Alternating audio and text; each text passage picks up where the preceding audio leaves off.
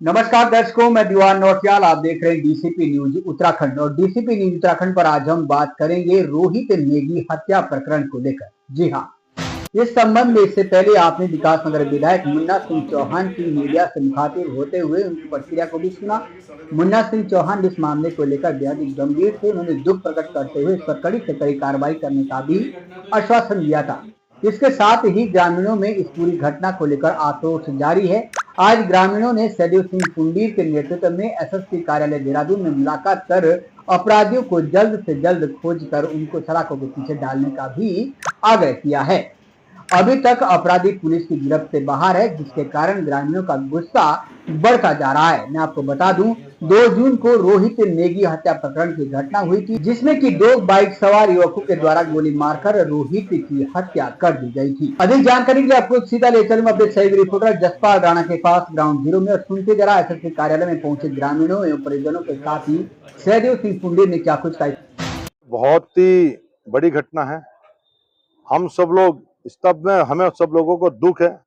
एक होनहार हमारा युवा साथी जो सामाजिक कार्यकर्ता था, जो समाज के बीच में रहकर काम करता था, उसकी जो है निर्मम हत्या कर दी गई है। पूरे क्षेत्र में आक्रोश व्याप्त है और अभी हम लोग कप्तान साहब से भी मिले हैं। कल मेरी जिलाधिकारी महोदय से भी वार्ता हुई, माननीय मुख्यमंत्री से भी मेरी टेलीफोन पर वार्ता हुई और मैंने भी कप्तान साहब को कहा कि इस प्रकार की गुंडागर्दी क्षेत्र में बर्दाश्त नहीं की जाएगी। सबसे पहले जिसने ये कांड किया है, जिसने मर्डर किया है, उसके खिलाफ सख्त से सख्त कार्रवाई होनी चाहिए।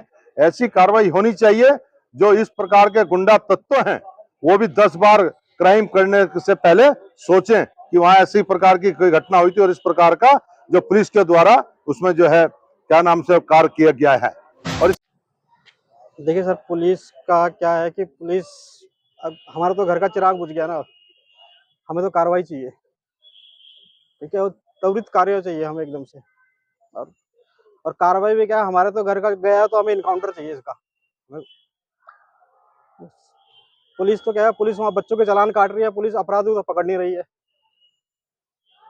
छोटे बच्चों को चालान काट रही है, अपराधियों को पकड़ नहीं रहे। अपराधी क्या कर रहे हैं, इतने केस हमारे इलाके में हो गए लेकिन पुलिस कोई कार्रवाई करने को राजी नहीं है। अभी जो अब जिसके घर का जाता है उसे पता चलता है सर। एसएसपी महोदय से मिले हैं और जैसा कि है कि इस घटनाक्रम के बाद हमने एक अपना भाई खोया है, एक अपना साथी खोया है और वो सबसे मिलनसार था और सबसे बड़े दुख की बात है कि उस परिवार का इकलौता सहारा था जो आज इस घटनाक्रम ने छीन लिया है। और इस घटनाक्रम के बाद पूरे क्षेत्र में भय का माहौल व्याप्त है और एसएसपी महोदय को हमने यही अवगत कराया कि हम चाहते हैं कि इस घटनाक्रम में जो जिन्होंने इस घटनाक्रम को अंजाम दिया है और साथ में जो इसमें संलिप्त लोग हैं उनके खिलाफ ऐसी कार्रवाई होनी चाहिए जो पूरे उत्तराखंड में, जो उत्तराखंड के शांत वादियां हैं, इनमें जो ये जहर घोलने का काम इस घटनाक्रम ने करा है उनके लिए एक नजीर बन सके।